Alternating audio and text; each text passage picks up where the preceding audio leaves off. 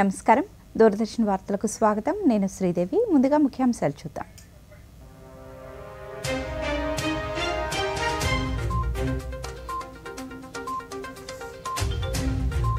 ఈ నెల 11న మారిషస్ లో పర్యటించనున్న ప్రధాని నరేంద్ర మోదీ 2 రోజుల పర్యటనలో ద్వైపాక్షిక సంబంధాలపై చర్చలకు అవకాశం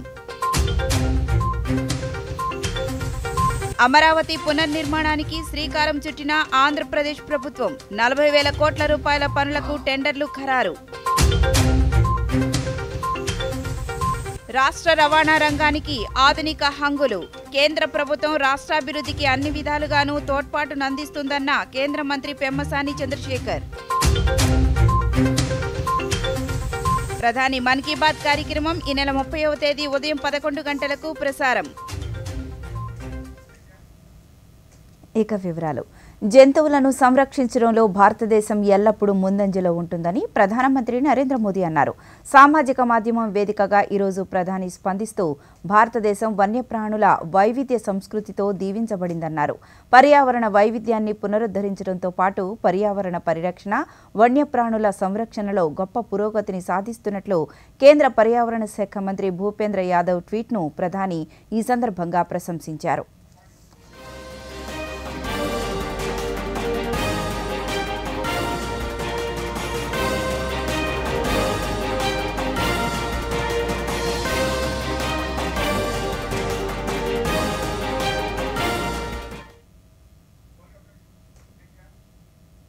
ప్రధానమంత్రి నరేంద్ర మోదీ 2 రోజుల పర్యటన నిమిత్తం ఈ నెల 11న మారిషస్ వెళ్లనున్నారు. ఈ మేరకు పర్యటన షెడ్యూల్ వివరాలను కేంద్ర విదేశాంగ కార్యదర్శి విక్రమ్ మిశ్రీ వెల్లడించారు. ఢిల్లీలో ఆయన మీడియాతో మాట్లాడుతూ 2015 తర్వాత ప్రధాని మారిషస్ వెళ్లడం ఇదే తొలిసారన్నారు. ఇందులో భాగంగా ఆ దేశ జాతీయ దినోత్సవ వేడుకల్లో పాల్గొంటారన్నారు. మారిషస్తో భారత చరిత్ర, సంస్కృతి శతాబ్ద కాలం నుంచి పాతుకుపోయిందన్నారు. హిందూ మహాసముద్రంలో కీలక భాగస్వాములలో మారిషస్ ఒకటన్నారు. గత 10 ఏళ్లలో 2 దేశాల మధ్య సంబంధం గణనీయంగా పెరిగిందన్నారు. ఈ పర్యటన ఇరు దేశాల ద్వైపాక్షిక సంబంధాలను సమీక్షించడానికి వీలు కల్పిస్తుందని మిశ్రీ పేర్కొన్నారు. Participate in the celebrations. There will be a ship from the Indian Navy that will be present in Mauritius for the occasion, and in addition the Indian Air Force's Akash Ganga skydiving team will also participate in the ceremonies. Modi and Prime Minister Ram Ghulam will together inaugurate a few projects that have been implemented with Indian assistance, and will also witness the signing of several MOUs on cooperation in the field of capacity building, bilateral trade, tackling of cross-border financial crimes, and promoting small and medium enterprises. There will also be రాజధాని అమరావతిలో నిలిచిన నిర్మాణ పనులు తిరిగి ప్రారంభం కాబోతున్నాయి. దీనికి 1-2 రోజుల్లో ముహూర్తం ఖరారు చేయనున్నారు. ఈ నెల 12 నుంచి 15 లోపు పనులు ప్రారంభించనున్నారు. కార్యక్రమాన్ని అట్టహాసంగా నిర్వహించేందుకు ప్రభుత్వం ఏర్పాట్లు చేస్తోంది. అమరావతి పునర్నిర్మాణంలో భాగంగా ప్రపంచ బ్యాంకు ఏడీబీ హడ్కోలతో రాష్ట్రం ఒప్పందం చేసుకుంది. అమరావతిలో 90 పనులకు గాను 48,000 కోట్ల రూపాయలతో 73 పనులకు ప్రభుత్వం పరిపాలన ఆమోదం తెలిపింది. కాగా వీటిలో 40,000 కోట్ల విలువ 62 పనులకు టెండర్లు పిలిచారు. ఫైనాన్షియల్ బిడ్ల పరిశీలన అనంతరం ఏజెన్సీలను ఖరారు చేశారు. వీటికి రేపు ముఖ్యమంత్రి చంద్రబాబు నాయుడు అధ్యక్షతన జరిగే సిఆర్డీఏ అథారిటీ సమావేశంలో లాంఛనంగా ఆమోదం తెలపనున్నారు.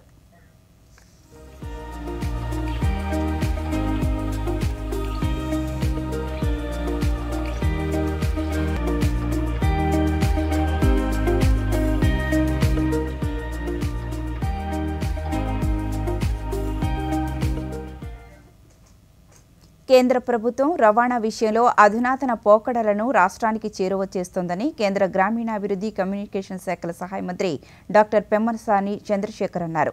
గుంటూరు నగర పరిధిలో ప్రయాణికుల కోసం 100 ఎలక్ట్రిక్ బస్సులను ఆర్టీసీకి కేటాయించింది.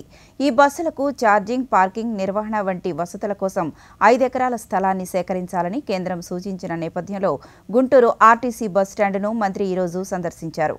ఈ సందర్భంగా ఆయన మాట్లాడుతూ గుంటూరు నగరానికి కేటాయించిన బస్సులు పూర్తి ఎయిర్ కండిషన్ బస్సులని, వీటికి 200 కిలోమీటర్లు నడిచే సామర్థ్యం ఉంటుందని తెలిపారు.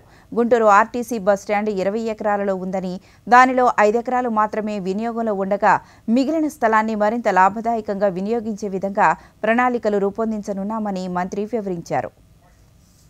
సౌకర్యం మోడర్న్ బస్సెస్, ఇది పీపీపీ మోడ్లో సెంట్రల్ గవర్నమెంట్ వయబిలిటీ గ్యాప్ ఇచ్చి ఒక్కొక్క కిలోమీటర్కి దాదాపుగా అప్రాక్సిమేట్గా ఒక 25 రూపాయలు ఎక్కడైతే డెఫిసిట్ పడుతుందో అది సెంట్రల్ గవర్నమెంట్ పే చేస్తుంది. ఎలక్ట్రిక్ ఇన్ఫ్రాస్ట్రక్చర్ 100 బస్సెస్కి వాళ్ళు 5 ఎకర్స్లో ఛార్జింగ్ స్టేషన్స్ ఇవన్నీ పెట్టమని చెప్పి, అవన్నీ ఉంటే కానీ 100 ఎలక్ట్రిక్ బస్సెస్ వచ్చేటువంటి పరిస్థితి లేదు. సరే, ఈ స్కీమ్ వచ్చింది, మనకి ఎట్లా చేయాలని యాక్చువల్గా నిన్న నారాయణ గారితో ఆర్టీసీ అధికారులతోటి అదేవిధంగా ఎలక్ట్రిక్ డిపార్ట్మెంట్ వాళ్ళని నిన్న ఆల్రెడీ ఒక రివ్యూ తీసుకున్నాను నేను. మేమేమనుకుంటున్నామంటే ఈ 5 ఎకరాలు ఎలక్ట్రిక్ బస్సెస్కు పోగా మిగిలిన 15 ఎకరాలను ఏ విధంగా దీన్ని మోడర్నైజ్ చేసి గరాజులని, ఎందుకంటే గుంటూరు సిటీకి అవతల కూడా ఆర్టీసీ వారికి ల్యాండ్ ఉంది, వీటిని అక్కడ పెట్టి దీన్ని ఏమన్నా చేసి ఆర్టీసీకి ఆదాయం పెరిగే విధంగా, ఎందుకంటే ఈరోజు 50 లక్షలు వస్తుంది నెలకి రెవెన్యూ. 20 ఎకరాల సైట్ ఉంటే అంటే 5 ఎకరాలు దానికి పోతే 15 ఎకరాల సైట్ ఉంటే మామూలుగా మీరు కమర్షియల్ ఎవరికన్నా ఇస్తే మాల్స్ కట్టి అవి కట్టి కొన్ని కోట్ల రూపాయల ఆదాయం వచ్చేటువంటి అవకాశం. సో వీటన్నిటిని ఏ విధంగా ప్లాన్ చేయాలి అని చెప్పి ఈ రివ్యూ ఈ రోజు తిరగడం జరిగింది. స్టేషన్లు అనేవి పేదవాళ్ళు వచ్చేటువంటిది, ఇది కంపల్సరీగా ఒక చక్కగా ఉండాల్సిన పరిస్థితి. ప్రయాణం కొంచెం ఆలస్యమైనా ఒక రెస్టారెంట్లో మంచి భోజనం తినాలనుకున్నా, లేకపోతే ఏమన్నా వస్తువులు కొనుక్కోవాలనుకున్నా, టాయిలెట్స్ క్లీన్ గా ఉండే విధంగా, ఈ విధంగా అన్ని సౌకర్యాలు ఉండే విధంగా ఇంకా మంచిగా. తిరుపతి జిల్లాలోని ప్రముఖ వాయులింగ క్షేత్రం శ్రీకాళహస్తీశ్వరుణ్ణి కేంద్ర మత్స్య పశుసంవర్ధక శాఖ, పాడి పరిశ్రమల శాఖ సహాయ మంత్రి ఎస్పీ సింగ్ బాఘేల్ ఈరోజు సందర్శించుకున్నారు. ఆలయ అధికారులు దక్షిణ గోపురం వద్ద పూర్ణ కుంభంతో మంత్రికి స్వాగతం పలికారు. ఆలయంలో రాహుకేతు నివారణ పూజల్లో ఆయన పాల్గొన్నారు. అనంతరం స్వామి అమ్మవార్లను దర్శించుకున్నారు. ఆలయ వేద పండితులు మంత్రోచ్చారణలతో ఆశీర్వాదం పలికి స్వామి అమ్మవార్ల తీర్థప్రసాదాలను అందజేశారు.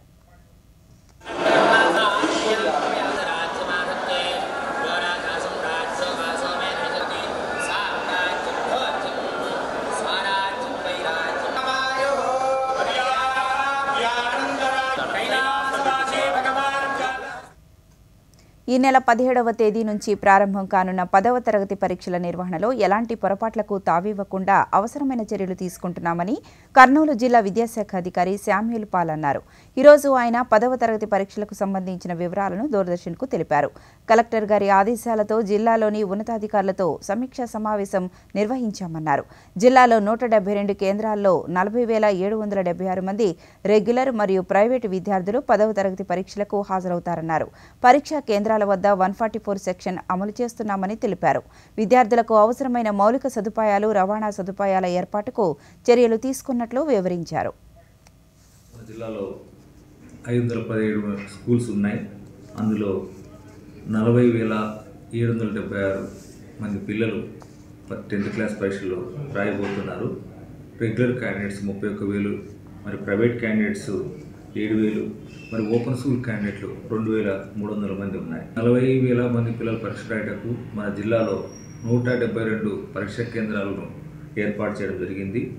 దానిలో ఏ సెంటర్ అనేది 92, బి సెంటర్ అనేది 64, సి సెంటర్ అనేది 16 సెంటర్లు ఏర్పరచడం జరిగింది.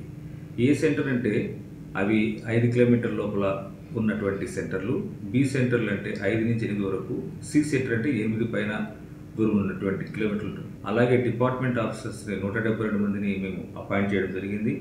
అలాగే ఇన్విజిలేటర్స్ను కూడా మొత్తం మన జిల్లాలో 172 సెంటర్లకు 1800 మంది ఇన్విజిలేటర్లను మేము అపాయింట్ చేయడం జరిగింది. అలాగే మన జిల్లాలో గత కొన్ని సంవత్సరాల నుంచి ప్రాబ్లమాటిక్ సెంటర్స్ అని ఒక 8 సెంటర్లు గుర్తించబడ్డాయి. పిల్లలు ఏ ఊరి నుంచి అయితే వస్తున్నారో ఆ ఊరికి నుంచి బస్సులు కూడా ఒక గంట ముందర ఎగ్జామినేషన్కు రాయడానికి ముందరగా, మరి పరీక్ష రాసిన తర్వాత మరి 1 నుంచి బస్సులు ఉండేటట్లు కూడా ఏర్పాటు చేయడం జరిగింది.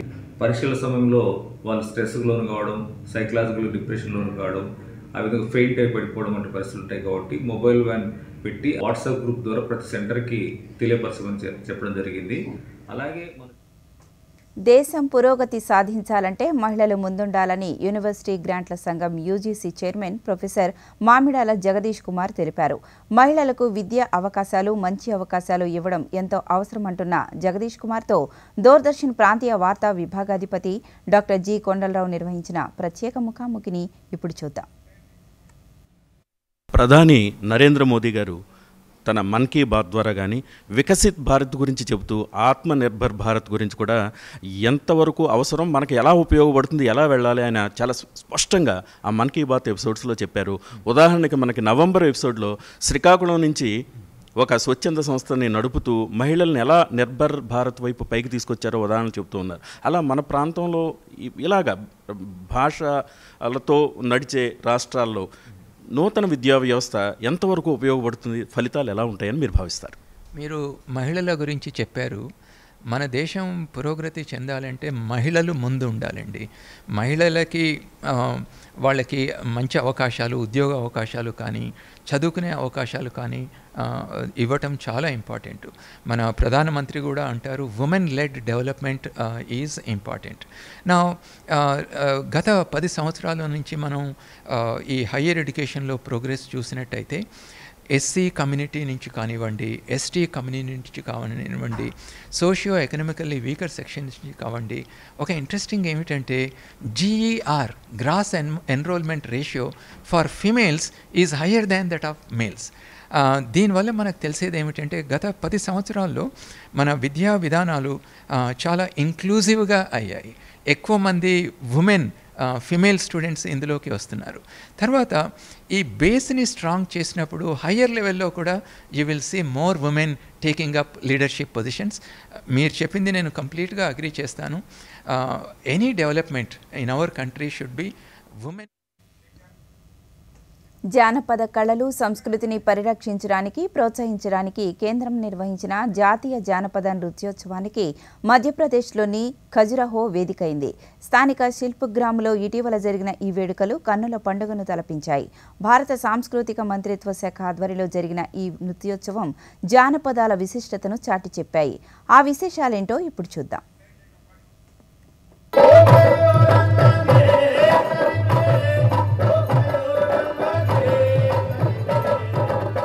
ఖజురహో శిల్పగ్రామ్లో జరిగిన జాతీయ జానపద నృత్యోత్సవంలో ఆంధ్రప్రదేశ్కు చెందిన తప్పెటగుళ్ల నృత్యం చూపరులను ఆకట్టుకుంది. రంగురంగుల దుస్తులతో కాళ్లకు గజ్జెల కట్టుకుని తప్పెటగుళ్లను వాయిస్తూ లయబద్ధంగా సాగే ఈ కళారూపం అందరినీ మంత్రముగ్ధులను చేసింది. వీటితో పాటు దేశంలోని 8 రాష్ట్రాల కళాకారులు జానపదాలను ప్రదర్శించారు. రాజస్థాన్ జానపద నృత్యం ఘూమర్తో పాటు ప్రారంభమైన ఈ వేడుక జమ్మూ కాశ్మీర్, గుజరాత్, మహారాష్ట్ర, కర్ణాటక, ఆంధ్రప్రదేశ్, మధ్యప్రదేశ్ కళాకారుల అపురూప ప్రదర్శనతో కట్టిపడేసింది.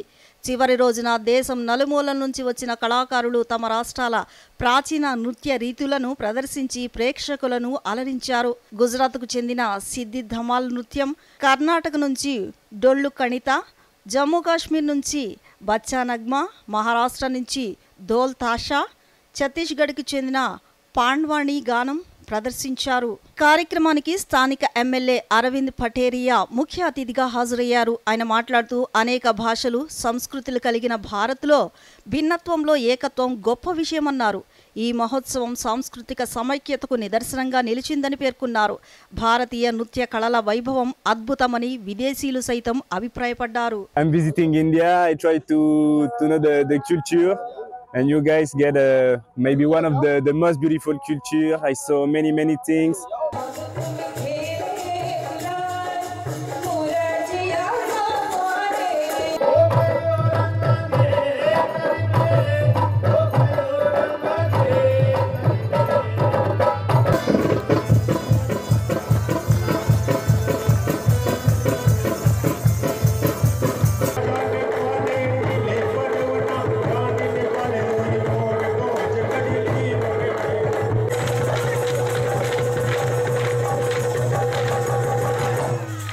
అంతరించిపోతున్న కళారూపాలను పరిరక్షించడానికి సాంస్కృతిక మంత్రిత్వ శాఖ అనేక పథకాలను అమలు చేస్తుంది.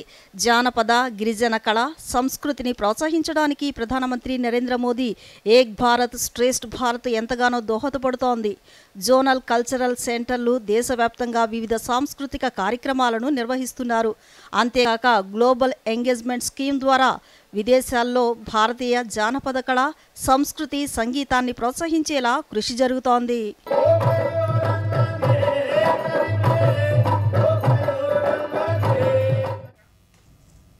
ఇప్పుడు ప్రకటనలో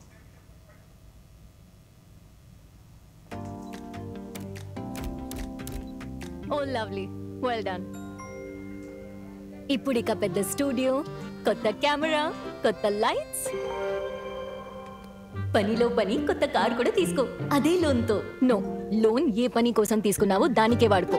టైంకి ఈఎంఐ చెల్లించండి, క్రెడిట్ స్కోర్ పెంచుకోండి, ఇంకోసారి లోన్ సులభంగా పొందండి. కార్ వద్దంటే కనీసం ఫోటోనైనా తీ. మీరెవరు? ఆర్బీఐ అంటోంది, పొదుపు చేసే వనిత సాధిస్తుంది ఘనత. భోజనం టైంకు చేయండి. ఇంకా ప్లీజ్ బైక్ నెమ్మదిగా నడపండి. సరే. ఇంకా ఇది మీ రక్షణ కోసమే. అరే, నేనొకటి మర్చిపోయాను.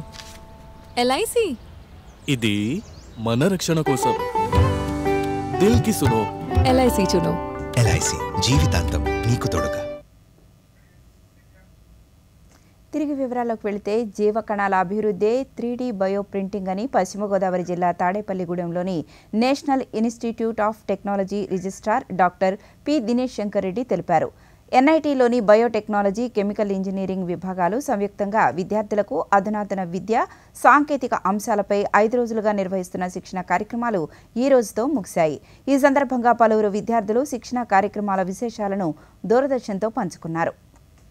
Next Generation Fabrication Short-Term Workshop in National Institute of Technology, Andhra Pradesh, Tadepalligudem.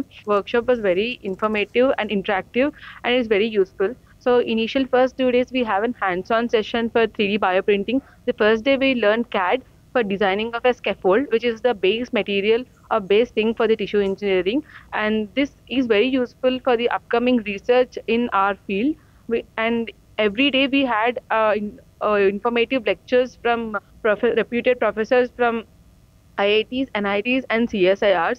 So this is very informative session. ఈ 5-day కోర్స్కి మేము మాకు ఫ్యూచర్లో ఎంఎస్కి కానీ పిహెచ్డి కానీ in the subject of tissue engineering కనుక తీసుకోవాలంటే షార్ట్ టర్మ్ కోర్స్ అనేది చాలా యూస్ అవుతుంది. బికాస్ చాలా బేసిక్స్ అండ్ కొత్త కొత్త టెక్నిక్స్, కొత్త కొత్త ఫ్యాబ్రికేషన్ టెక్నిక్స్ ఎలా యూజ్ అవుతున్నాయి, అలా ఇన్వెంట్ చేస్తున్నారు, అలా డిస్కవర్ చేస్తున్నారు అనేది చాలా ఇన్ఫర్మేటివ్ సెషన్స్ కండక్ట్ చేశారు.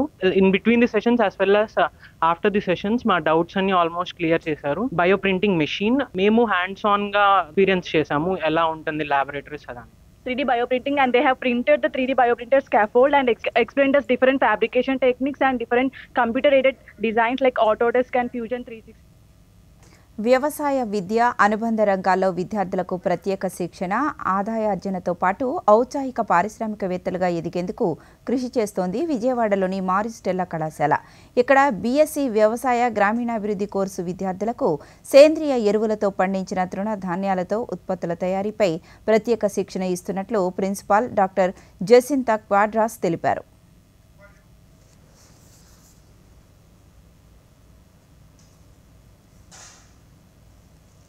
In response to the growing need for sustainable agriculture and rural development, Maristella College established the Department of Agriculture and Rural Development in 2020. The department is dedicated to educating students on modern and sustainable agricultural practices, promoting rural development through research and outreach programs, encouraging eco-friendly and organic farming techniques, and collaborating with local farmers and agricultural experts for hands-on learning, fostering entrepreneurship in agribusiness and rural enterprises. Through this initiative, the college bridges the gap between the academia and grassroots development, equipping students with practical knowledge to contribute meaningfully to agriculture. విదేశాంగ శాఖ మంత్రి doctor yes Jayashankar బ్రిటన్లో పర్యటిస్తున్నారు. ఇందులో భాగంగా నిన్న లండన్లో జరిగిన ఇరు దేశాల దౌత్యవేత్తల సమావేశంలో మాట్లాడారు. యూకే భారత్ ఆర్థిక, వాణిజ్య, సాంకేతిక రంగాల్లో ద్వైపాక్షిక సంబంధాలను మెరుగుపరచడంలో భారత్ నుంచి ఎల్లప్పుడూ స్నేహహస్తం ఉంటుందని విదేశాంగ మంత్రి జయశంకర్ ఉద్ఘాటించారు. మాంచెస్టర్లో కొత్త భారత కాన్సులేట్ను ఈరోజు ఆయన ప్రారంభించారు.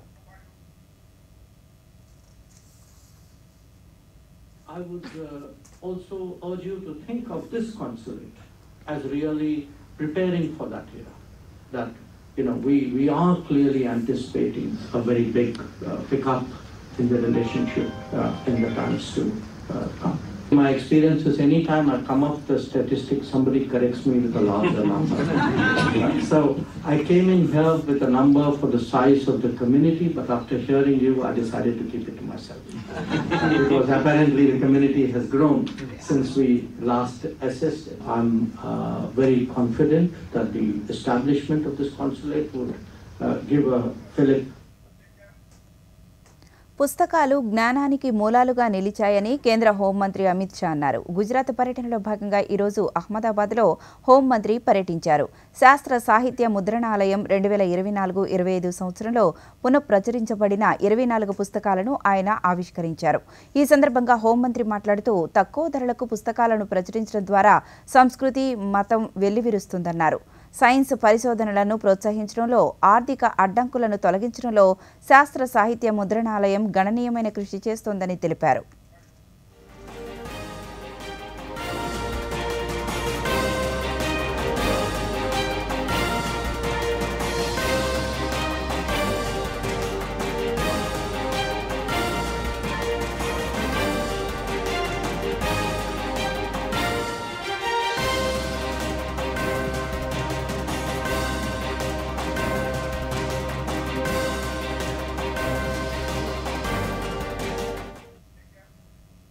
అమెరికాలోని కాలిఫోర్నియాలో హిందూ దేవాలయాన్ని గుర్తు తెలియని వ్యక్తులు ధ్వంసం చేసిన ఘటనను విదేశాంగ మంత్రిత్వ శాఖ తీవ్ర అభ్యంతరం వ్యక్తం చేసింది. ఈ మేరకు విదేశాంగ కార్యదర్శి రణధీర్ జైష్వాల్ ఒక ప్రకటనను విడుదల చేశారు. బాధ్యులను గుర్తించి కఠినమైన చర్యలు తీసుకోవాలని డిమాండ్ చేశారు. ప్రార్థనా స్థలాల వద్ద భద్రతను పెంచాలని కోరారు.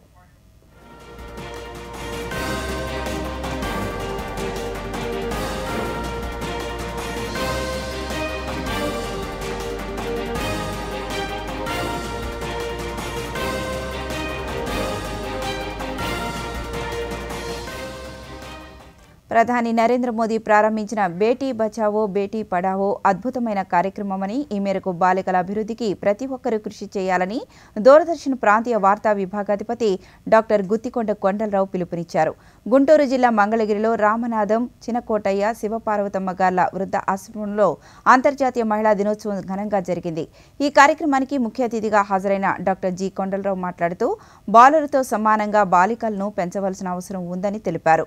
భ్రూణ హత్యలు నివారించి బాలికలకు అన్ని రంగాల్లో ప్రాధాన్యతనిస్తూ వారిని అభివృద్ధి పదం వైపు తీసుకువెళ్లవలసిన అవసరం ఎంతైనా ఉందని పేర్కొన్నారు. అనంతరం వివిధ రంగాలలో కృషి చేస్తున్న 15 మంది మహిళలను ఆయన సన్మానించి ప్రశంసా పత్రాలను అందజేశారు. యునెస్కో క్లబ్ ప్రతినిధి రామనాథం పరమేశ్వరరావు నిర్వహించిన ఈ కార్యక్రమానికి మానవతా వేదిక కన్వీనర్ కవి గోలి మధు అధ్యక్షత వహించారు. వెళ్ళిన ఉదాహరణలు కోకొల్లలు. రాజకీయాల నుంచి, విద్యా వ్యవస్థ నుంచి, శాస్త్ర సాంకేతిక రంగాల నుంచి, రచనా రంగం నుంచి కవులుగా, రచయితలుగా, విద్యావేత్తలుగా, పరిశోధకులుగా, రాజకీయవేత్తలుగా అన్నిటినీ మించి భారతదేశంలో అత్యున్నతమైన స్థానం భారత రాష్ట్రపతి పదవిలో కూడా మీరు ఉండడాన్ని మహిళలకి ఒక గొప్ప ఉదాహరణగా చెప్పడానికి ఒక మంచి ఉదాహరణ. భ్రూణ హత్యలు అమ్మాయి అని తెలిస్తే చిదిమేసే పరిస్థితి, సంస్కృతి ఇంకా సమాజంలో ఉంది. పట్టణాల్లో ఉంది, గ్రామాల్లో ఉంది. ఇంకా ఆ పరిస్థితి పూర్తిగా మనుషుల మెదళ్ళ నుంచి, మస్తిష్కాల నుంచి ఇంకా పూర్తిగా తొలగిపోలేదు. కాబట్టి అమ్మాయిలు పుడితే సంబరాలు చేసుకోవాల్సిన విషయం, అమ్మాయిలు పుడితే ఆ ఇంటిలో ఆనందించాల్సిన విషయం రావాల్సిన అవసరం ఇంకా ఉంది. దాని గురించి పీసీపీఎన్డీటీ యాక్ట్, లింగ నిర్ధారణ నిషేధ చట్టం ఇంకా అమల్లో ఉంది. అంటే ఇంకా అమ్మాయిలు పుడితే బాధపడే వాళ్ళ పరిస్థితి ఇంకా కొంత శాతం ఉంది. కాబట్టి ఆ శాతాన్ని అధిగమించి అమ్మాయిలు పుడితే ఆ కుటుంబంలో లక్ష్మీదేవి వచ్చినట్టుగా, అమ్మాయి వస్తే ఆ కుటుంబంలో ఆనందం వెళ్ళి విరవాలని, ఆ దిశగా మీ అందరూ మనమందరం కూడా కృషి చేయాల్సిన అవసరం ఇంకా ఉందని ఈ సందర్భంగా అంతర్జాతీయ మహిళా దినోత్సవం సందర్భంగా నేను మీ అందరికీ మరోసారి తెలియజేస్తాను. ఏరోస్పేస్ మెడిసిన్లో మరిన్ని అవకాశాలను అన్వేషించాల్సిన అవసరం ఉందని కేంద్ర రక్షణ శాఖ మంత్రి రాజ్నాథ్ సింగ్ అన్నారు. బెంగళూరులో ఈరోజు రాజ్నాథ్ సింగ్ పర్యటించారు. అధునాతన స్పేస్ సైకాలజీ పరిశోధన కేంద్రాన్ని ప్రారంభించారు. బెంగళూరులోని ఐఏఎంను సందర్శించిన తొలి రక్షణ శాఖ మంత్రిగా ఆయన నిలిచారు. రక్షణ మంత్రితో పాటు air force chief marshal AP Singh ఈ కార్యక్రమంలో పాల్గొన్నారు. ఈ సందర్భంగా మంత్రి మాట్లాడుతూ యుద్ధ రంగంలో అంతరిక్షం ప్రధాన డొమైన్గా ఉద్భవించిందన్నారు. ఏరోస్పేస్ దిశగా ఉన్న ప్రతి సవాలును స్వీకరించాలన్నారు. రక్షణ దృక్కోణంలో భారతదేశం అంతరిక్ష యుద్ధంలో ప్రధాన ప్రాంతంగా నిలిచిందని తెలిపారు.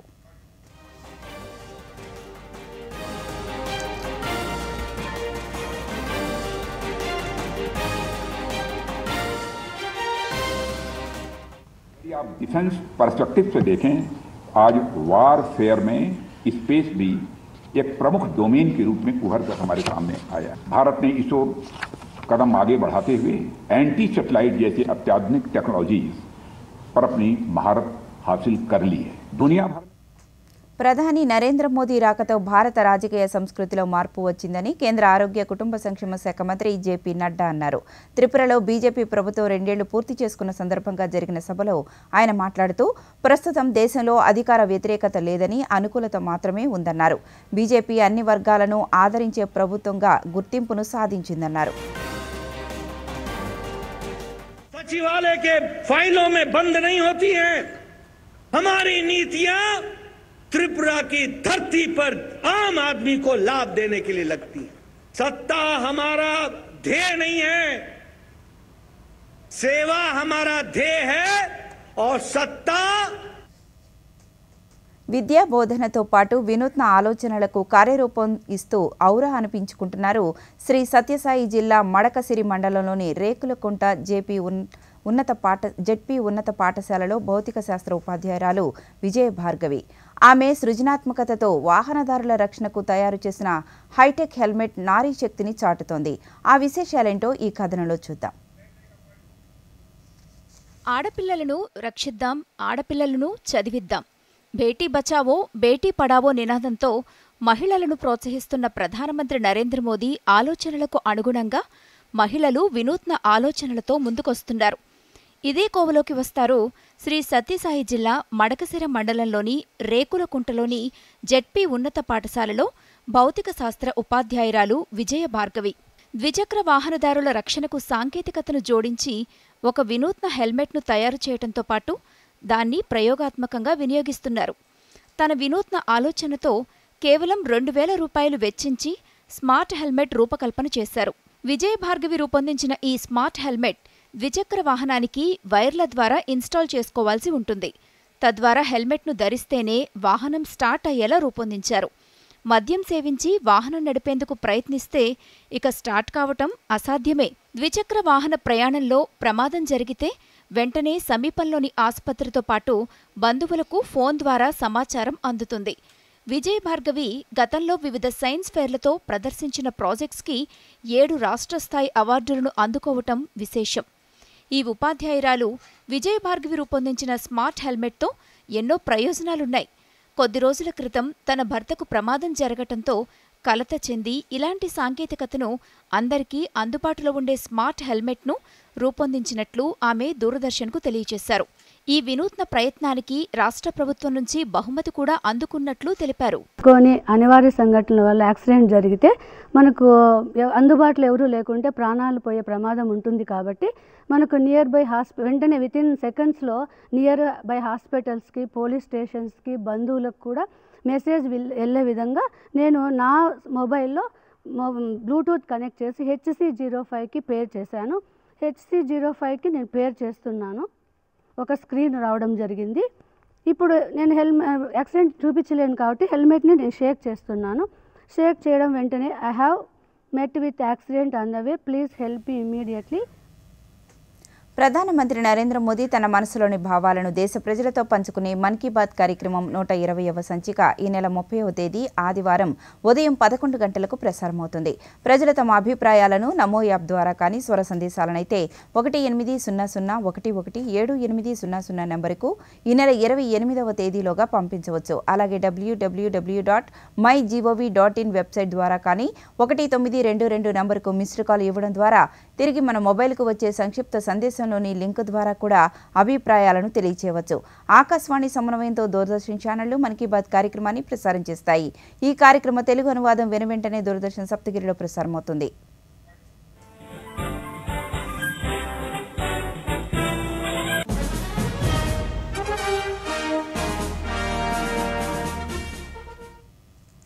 ఈ వార్తలు ఇంతటితో సమాప్తం. నమస్కారం.